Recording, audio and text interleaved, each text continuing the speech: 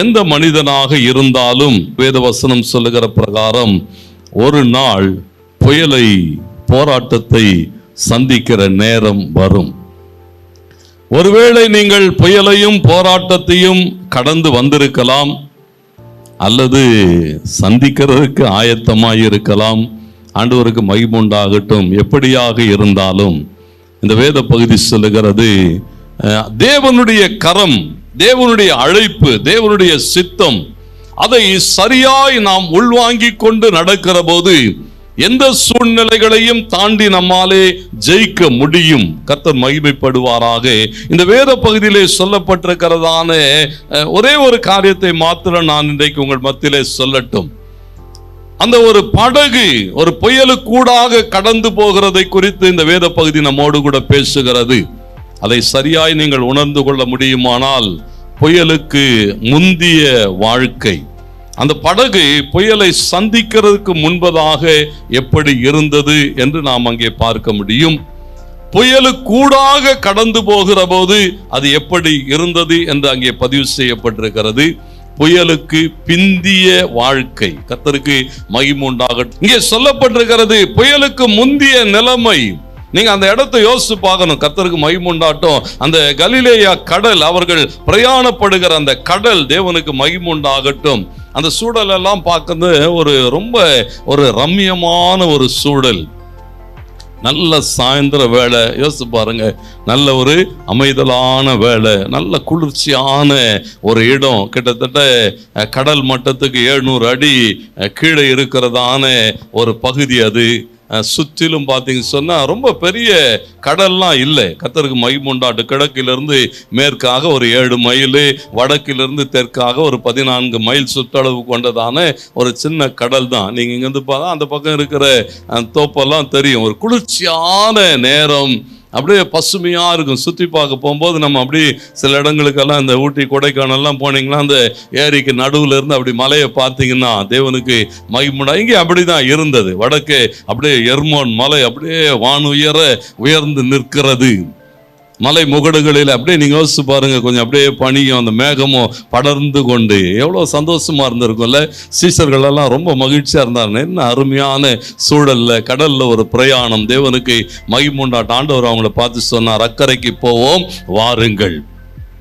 ஒரு ஆரம்ப காலங்கள், தேவனுக்கு மகிமை உண்டாகட்டும். ரொம்ப சந்தோஷம், ஒரு பெரிய மகிழ்ச்சி, ஒரு பெரிய கொண்டாட்டம். தேவனுக்கு மகிமை உண்டாகட்டும். ஆரம்ப காலங்கள் ஆண்டவர் எதிர்பார்க்க அக்கறைக்கு போக வேண்டும்.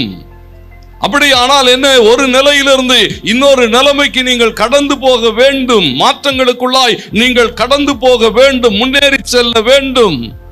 அப்படி ஆனால் என்ன செய்ய வேண்டும்? தேவனுக்கு மகிமை உண்டாகட்டும். விட வேண்டியவைகளை விட்டு, கர்த்தர் அதை தான் எதிர்பார்த்தா. நீங்க அக்கறைக்கு போனோம்னா முதல்ல இந்த கரையை விட பழகணும். ஆண்டவருக்கு மகிமை உண்டாகட்டும். இன்றைக்கு அநேகராலே ஏன் அடுத்த நிலைமைக்கு போக முடியல? சர்க்கஸ்ல எல்லாம் பாத்தீங்கன்னா அந்த ரிங் விளையாடுற ஆட்கள்லாம் அப்படியே ஒரு வளையத்திலிருந்து இன்னொரு வளையத்துக்கு பாய்வான். கர்த்தருக்கு மகிமை உண்டாகட்டும். சில நேரங்களில் கடைசியில ஆட்டத்தை முடிக்கிற நேரம் வரும்போது பாத்தீங்கன்னு சொன்னா ரெண்டுத்தையும் விடாம அப்படியே பிடிச்சி நடுவுல தொங்கின்னு இருப்பான். இன்னைக்கு ஆரம்பத்திலே அநேக கிறிஸ்துவ பிள்ளைகள், தேவ பிள்ளைகளுடைய வாழ்க்கை எப்படி இருக்குன்னா, 2 ரிங்கையும் பிடிச்சுன்னு உலகத்தையும் தேவனையும் பிடித்து கொண்டு எப்படி இருக்கிறான்னா அந்த இடத்துல தொங்கின்னு இருக்கிறான். அந்த இடத்துல ஒன்னும் போக முடியாது, எங்கேயும் போக முடியாது. ஆண்டவர் ஆபிரகாமோடு கூட பேசுகிற போது சொன்னார், ஆதியாகமம் 12:1-2 வசனங்களிலே, நான் உன்னை பெரிய ஜாதியாக்குவேன், உன்னை ஆசீர்வதிப்பேன், உனக்குள்ள எல்லாம் ஆசீர்வதிக்கப்படும், எல்லாம் சரிதான், இதை நீ பெற்றுக்கொள்ள வேண்டுமானால் நான் காட்டுற இடத்துக்கு போ, இருக்கிற இடத்தை விடுன்னு சொன்னார். ஆண்டவருடைய ஆசீர்வாதங்களை சுதந்தரித்துக் கொள்ள வேண்டுமானால் தேவன் எதிர்பார்க்கிறார். விட வேண்டியவைகளை விடாத வரையிலே நீங்கள் ஆசீர்வாதங்களை தக்க வைத்துக் கொள்ள முடியாது. உலகத்தோடு கூட இணைந்து கொண்டு தேவனையும் வைத்துக் கொண்டு உங்களால் என்ன செய்ய முடியாதா? 2 விதமான வாழ்க்கை வாழ முடியாது. வெளிப்படுத்தல் ஆண்டவர் சொன்னார், எந்த மட்டும் 2 நினைவுகளினாலே குந்தி குந்தி நடப்பாய். கர்த்தருக்கு மகிமை. தேவன் எதிர்பார்க்க, ஆண்டவர் சொன்னார், 2 விதமான நினைவுகளோடு கூட இருக்கிறபடினாலே உன்னை நான் என்ன செய்வேன்னு சொன்னார். கர்த்தருக்கு மகிமை உண்டான ஆசீர்வாதத்தை பெற்றுக்கொள்ள விரும்புகிறோம். ஆண்டவர் சொன்னார், அக்கறைக்கு போகணும். அக்கறைக்கு போக வேண்டும் என்கிற வாஞ்சை, ஒரு தரிசனம், தேவன் கொடுக்கிறவைகளை பெற்றுக்கொண்டு என்ன செய்ய வேண்டி இருக்கிறதா? போகிற போது இங்கே போடப்பட்ட சீஷர்கள் ரொம்ப அழகா ஆரம்பிச்சானுங்க. ஆச்சரியமா இருக்கும். அந்த பகுதியெல்லாம் வாசிக்கிற போது அவர்கள் ஜனங்களை அனுப்பிவிட்டு அப்படின்னு போட்டிருக்கோம். எல்லாரையும் அனுப்பிட்டான். போங்கப்பா, நீங்க எல்லாம் கிளம்புங்க, நாங்க எங்க இருக்கிறோம்? இயேசுவோடு கூட. இப்ப நாங்க எங்க போகிறோம்? அக்கறைக்கு. கர்த்தருக்கு மகிமை உண்டாகட்டும். உலகத்தை விட்டான், ஆட்களை விட்டான், சூழ்நிலைகளை விட்டான், எல்லாத்தையும் விட்டுட்டு வந்த ஆட்கள் தான். ஆனால் கடந்து போகிற பாதைகளிலே, கலாத்தியர் 4:15 பவுல் சொல்லும்போது சொல்லுகிறான், அந்த நாட்களிலே, ஆரம்ப நாட்களிலே, நீங்கள் இயேசுவை ஏற்றுக்கொண்ட ஆரம்ப நாட்களிலே எப்படிப்பட்ட ஆனந்த பாக்கியம், எவ்வளவு சந்தோஷமா இருந்தீங்க, எவ்வளவு மகிழ்ச்சியா இருந்தீங்க. அவன் சொல்லும்போது சொல்லுகிறான், அந்த சந்தோஷத்துல உங்க கண்ணை பிடிங்க எனக்கு கொடுங்கன்னு சொன்னா கூட என்ன செஞ்சிருப்பீங்க? கண்தானம் பண்ணியிருப்பீங்க. இன்னைக்கு உங்ககிட்ட என்ன வாங்க முடியல? சும்மா காணிக்க வாங்கவே தலைகீழா நிக்க வேண்டியது இருக்குன்றான். என்ன ஆயிட்டதான்? வர வர மாமி அப்படியே வளர்ச்சியின் போக்கு. கர்த்தருக்கு மகிமை உண்டாகட்டும். கழுதை அப்படியே தேஞ்சு என்ன செய்து விட்டது? மாற்றங்கள். எதை நோக்கி? தேவன் என்ன எதிர்பார்க்கிறான் சொன்னா, உன்னை அழைத்த அழைப்பை சரியாய் நீ பெற்றுக்கொள்ள வேண்டும். ஆனால் ஆண்டவர் எதிர்பார்க்கிறார், விட வேண்டியவைகளை விட்டு தேவனோடு கூட. ஆரம்ப காலங்கள் கர்த்தருக்கு மகிமை உண்டாகட்டும். கிறிஸ்துவ வாழ்க்கை ஒரு பெரிய மகிழ்ச்சியா தான் இருக்கும், சந்தோஷமா இருக்கும். ஆண்டவருக்கு மகிமை உண்டாகட்டும். அது மாத்திரம் அல்ல, கிறிஸ்துவ வாழ்க்கை புயலை சந்திக்கிற நேரம் வரும். எத்தனை பேர் விசுவாசிக்கிறீங்க? புயலை கடந்து வந்துட்டோம் பாஸ்டர், கர்த்தருக்கு ஸ்தோத்திரம். கடந்து வந்த உங்களுக்காக நன்றி சொல்லுகிறேன். ஏன் சொன்னா, அதனுடைய அந்த காயம் உங்களுக்கு தெரியும், வலி தெரியும், வேதனை தெரியும், அந்த பாடுகள் தெரியும், பயம் நிறைந்த சூழல்கள் தெரியும். கடந்து போகாதவர்களுக்காக சொல்லுகிறேன், தைரியமாய் இருங்க.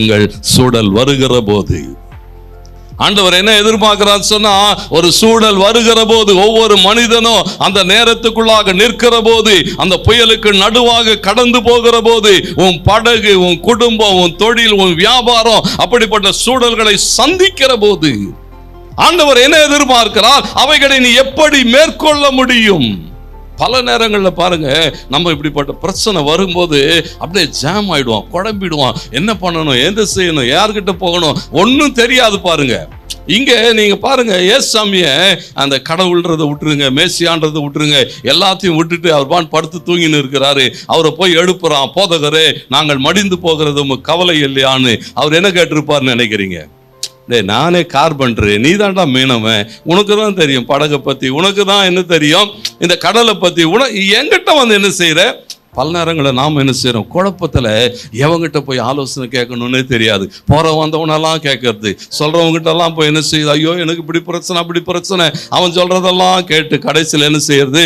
ஊழியக்காரன் சொல்றதை கேட்கறது கிடையாது, போதகர் சொல்லுகிறதை கேட்கறதுக்கு அவனா விருப்பப்பட்டான். அவர் சொன்னார், அவருக்கு என்ன எக்ஸ்பீரியன்ஸ், எங்க பாசுக்கு என்ன தெரியும், பைபிளை பத்தி வேற ஒன்றும் தெரியாது. அதனால என்ன செய்கிறது? பாருங்க, இங்க சொல்லப்பட்டிருக்கிறது, ஆலோசனை கேட்கிறதுல ஏதாகிலும் ஒரு இடத்துல நான் குழப்பத்தில் என்ன பண்ணுவான்னு தெரியாது.